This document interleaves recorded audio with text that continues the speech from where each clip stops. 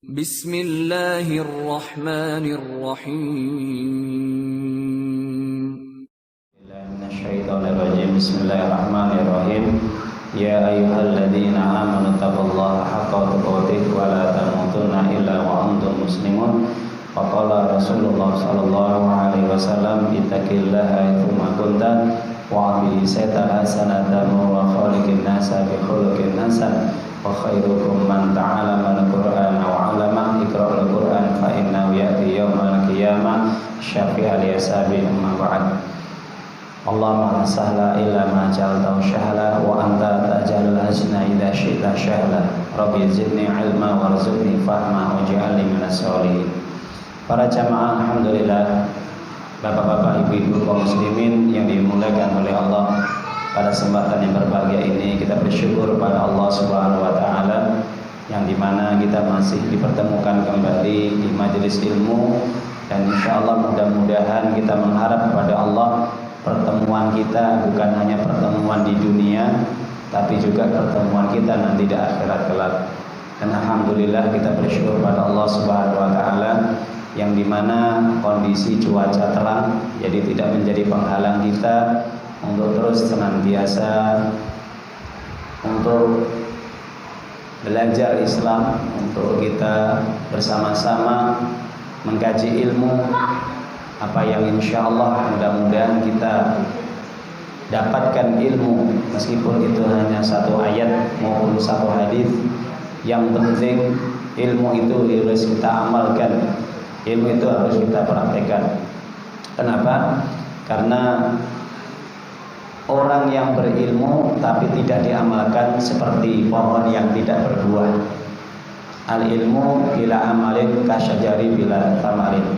Jadi ilmu kalau itu tidak diamalkan seperti pohon yang tidak berbuah. Makanya kemuliaan seseorang di sisi Allah Subhanahu wa taala yaitu apabila mereka mendapatkan ilmu, maka mereka saat itu pula diamalkan. Ketika seseorang sudah mengerti tentang ilmu, maka berusaha untuk diamalkan. Oleh sebab itu para jamaah, alhamdulillah pada kesempatan berbahagia ini kita masih diberi nikmat oleh Allah, nikmat iman dan Islam. Dengan nikmat ini kita senantiasa istiqomah ibadah kepada Allah sampai Allah memanggil kita, sebagaimana pesan dari Allah Subhanahu wa taala, wa'bud rabbaka hatta ya'tiyakal yaqin. Sembahlah Allah sampai engkau menemukan yaitu kematianmu, sampai engkau mendapati kematianmu, yaitu al-yakin, yaitu al-maut. Jadi ini perintah Allah di dalam surat Al-Hijr, surat yang ke-15 ayat yang ke-99, ayat yang terakhir, bahwa kita diperintah oleh Allah Subhanahu wa taala untuk senantiasa mentauhidkan Allah, senantiasa mengesahkan Allah, beribadah hanya kepada Allah Subhanahu wa taala semata sampai kita meninggal dunia. Jadi namanya orang ibadah itu bukan hanya dia setahun, 2 tahun, atau ketika dia dalam kondisi sukses hidupnya, atau mungkin dalam kondisi susah. Tapi ibadah tidak mengenal waktu, tidak mengenal umur. Dimanapun dia berada, dalam kondisi apapun, maka perintah Allah Subhanahu wa taala untuk tetap beribadah. Sebagaimana pesan Nabi kepada kita semuanya, ittaqillaha haitsuma kunta. Hendaknya kalian senantiasa bertakwa kepada Allah, melaksanakan semua kewajiban Allah dan menjauhi larangannya dimanapun kalian berada. Banyak nas-nas dalil di dalam Al-Quran dan Sunnah perintah bagaimana kita beribadah kepada Allah dalam kondisi apapun dan dalam keadaan apapun dan dimanapun kita berada. Para jamaah, bapak-bapak, ibu-ibu, ikhwan, hati azakumullah, mungkin kalau kita perhatikan saat-saat memang kondisi di akhir zaman ini, memang Allah menguji di antara orang-orang yang beriman, siapa orang yang jujur imannya dan siapa mereka yang dusta. Maka oleh sebab itu bagi orang yang beriman, maka dia senantiasa menguatkan imannya, senantiasa dia menjaga imannya agar imannya tidak rusak, agar imannya tidak terperosok dalam lembah yang itu bisa menghancurkan, merusak amal ibadah yang dia kerjakan dan juga iman yang dia pupuk. Oleh sebab itu bagi orang mukmin senantiasa untuk menjaga imannya. Jangan sampai dinodai dengan apapun, baik itu ucapan maupun perbuatan. Kalau kita perhatikan, maka orang mukmin itu sudah sempatannya untuk menjaga ucapan dan perbuatannya. Dari ucapan-ucapan yang bisa menghantarkan dia masuk ke dalam neraka yang jauhnya antara barat dan timur. Bahkan ada ucapan yang dimana bisa menghantarkan dia masuk neraka selama-lamanya. Apa itu? Yaitu qaulul kufri, ucapan kekafiran. Nah, ini yang sangat berbahaya sekali. Padahal sekedar orang mengatakan kata-kata yang buruk kepada saudaranya, maka ini bisa menghantarkan dia masuk ke dalam neraka. Sebagaimana Nabi SAW bersabda, laisal mu'min bitta'an wala la'an wal faiz wal badi. Orang mukmin itu bukan suka melaknat, bukan suka mencaci maki, suka menghina, berkata-kata keji, berkata-kata yang kotor, apalagi menggunjing, menghina, melecehkan kehormatan saudaranya. Maka ini termasuk dosa besar. Ini padahal ucapan kefasikan yang bisa menghantarkan dia masuk ke dalam neraka. Bagaimana ketika orang yang mengatakan kata-kata yang itu bisa menghantarkan dia masuk ke dalam neraka selama-lamanya? Apa itu? Qaulul kufri, ucapan yang mengandung kekafiran. Jadi kalau kita perhatikan, ada sejarah yang diabadikan di dalam Al-Quran, di dalam surat At-Taubah, surat yang ke-9 ayat 65-66, yang dimana ketika Allah menurunkan ayat ini berkaitan dengan perilaku, sikap, dan ucapan orang-orang munafik. Jadi orang-orang munafik ini seolah-olah dia ini dohirnya mukmin, dohirnya Islam, tapi batinnya dia kafir. Sanakan dia ini menunjukkan keislamannya di hadapan Nabi, di hadapan kaum muslimin. Tapi pada dasarnya, hakikatnya orang ini menyimpan kekafiran dalam hatinya. Makanya sampai keluar dari ucapannya itu ya, tidak main-main, ucapan yang mengandung kekafiran. Ucapan yang itu sangat dibenci dan dimurkai oleh Allah selama-lamanya kalau dia tidak bertobat. Bahkan ini pelakunya bisa masuk neraka selama-lamanya. Dan seluruh amal ibadah yang dia kerjakan hilang, gugur semuanya, hapus. Apabila dia tidak bertobat, mati, maka masuk neraka, kekal di dalamnya. Makanya diabadikan di dalam surat At-Taubah, ayat tersebut katakan, wala in sa'altahum la yaquluna inna ma kunna nakhudhu wa nal'ab qul abillahi wa ayatihi wa rasulihi kuntum tastahzi'un la ta'tadiru qad kafartum ba'da imanikum.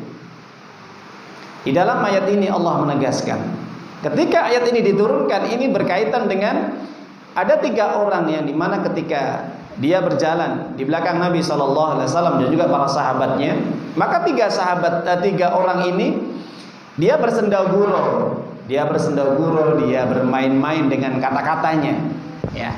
Maka tanpa dia sadari, dia bercanda dan bergurau dengan kata-kata yang tidak layak dan pantas untuk didengar, bahkan keluar dari ucapan seorang yang beriman kepada Allah Subhanahu wa taala dan Rasulnya.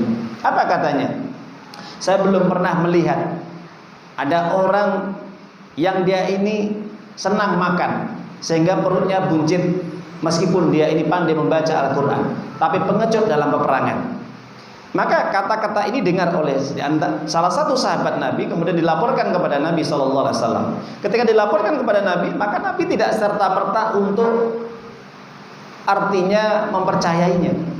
Sampai kemudian dipanggil bukti tersebut di hadapan Nabi. Maka ketika ditanya oleh Nabi, benarkah kalian berkata-kata yang seperti ini? Maka mereka mengatakan, benar ya Rasulullah, tapi inna kunna nakhudhu wa nal'ab. Kami sebenarnya berkata-kata yang seperti itu, mengucapkan seperti itu hanya bersendagurau, guyonan, mainan untuk menghilangkan rasa capek kami. Maka saat itu pula Allah turunkan ayat ini kepada ketiga orang tersebut, mereka yang ada kemunafikan dalam diri mereka. Maka katakan, kata Allah, qul abillahi wa ayatihi wa rasulihi kuntum tastahzi'un. Kenapa kamu selalu mengolok-olok Allah, menghina ayat-ayatnya dan mencaci maki Rasulnya? Maka alasan apapun tidak diterima, kata Allah. La ta'tadiru qad kafartum ba'da imanikum. Kamu jangan mencari-cari alasan sehingga kamu minta maaf. Tidak, kata Allah. Kamu tidak diberi maaf setelah kamu beriman, kamu menjadi kafir. Jadi dari sinilah ketegasan Allah SWT untuk membenarkan, ya, bahwa sifat orang munafik itu ya seperti itu. Dia kadang-kadang mengatakan kata-kata yang bisa menimbulkan kemurkaan dan kebencian Allah Subhanahu wa taala.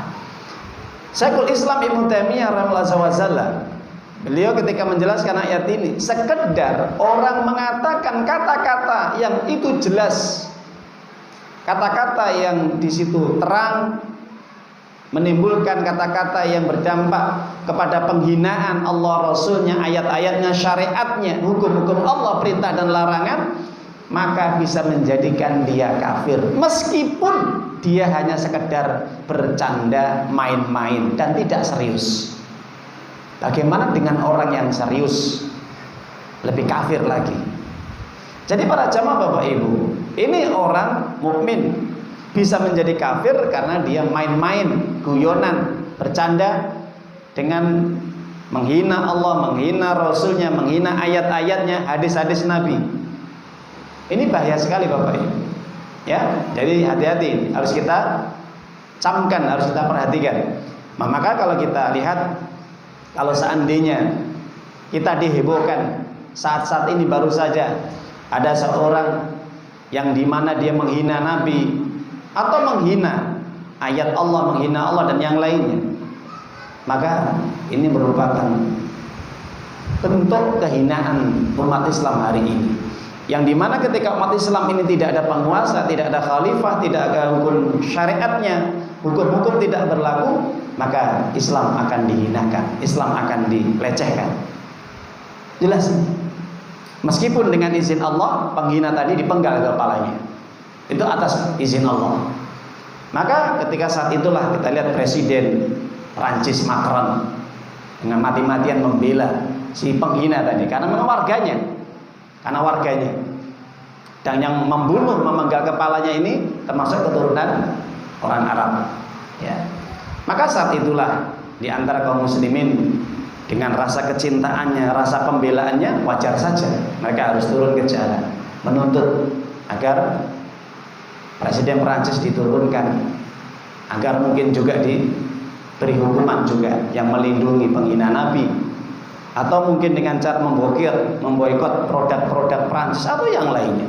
Maka apapun pembelaan terhadap Al-Quran, agama Islam, Allah, Rasulnya, apapun, ya, dan juga kaum muslimin atau ulama-ulama Islam, maka ini harus ada pembelaan. Kenapa? Allah SWT mengatakan, ya ayyuhalladzina amanu in tansurullaha yansurkum tsabbit aqdamakum. Hai orang-orang yang mengaku beriman, kalau kamu menolong agama Allah, maka Allah akan menolong kalian dan mengokohkan langkah-langkah kalian. Makanya para jamaah, jadi kalau ada kasus yang terjadi penghinaan terhadap Nabi atau penghinaan terhadap ajaran Islam, maka jelas ini hukuman dalam Islam adalah dibunuh.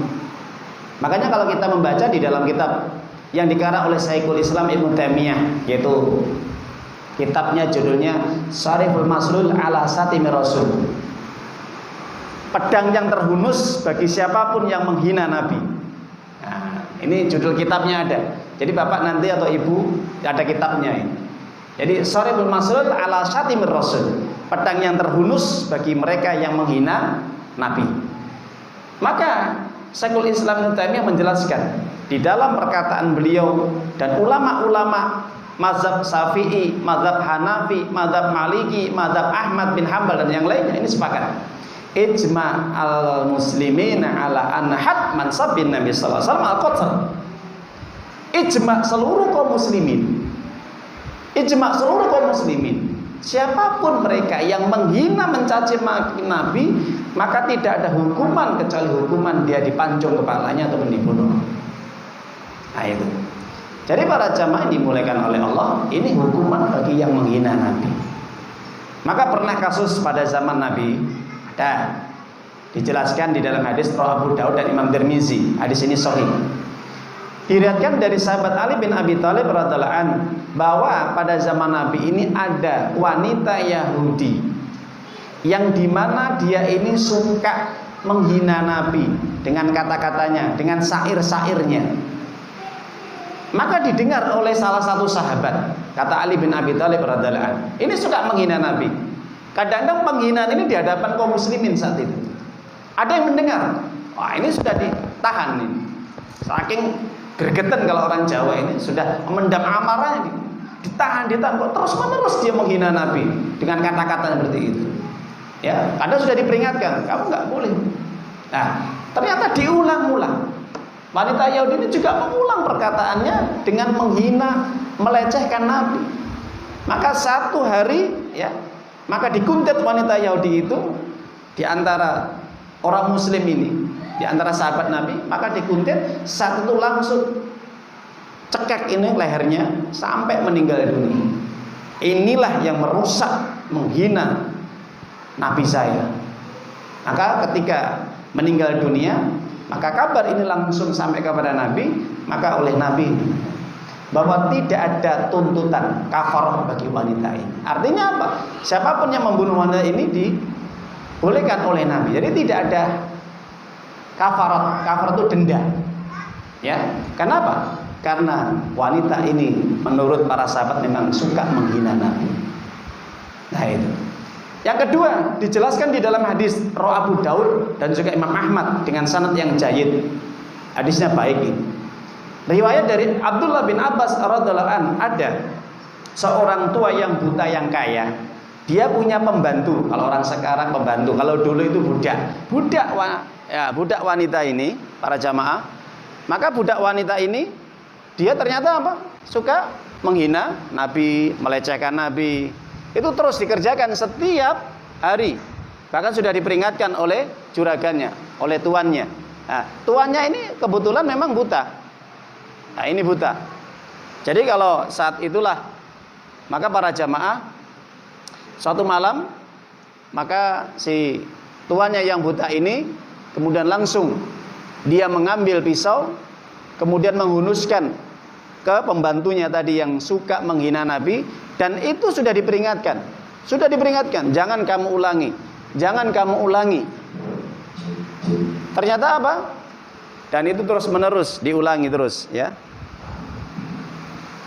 Kejadian itu terus diulang-ulang terus sama pembantunya. Padahal sudah diperingatkan oleh tuannya.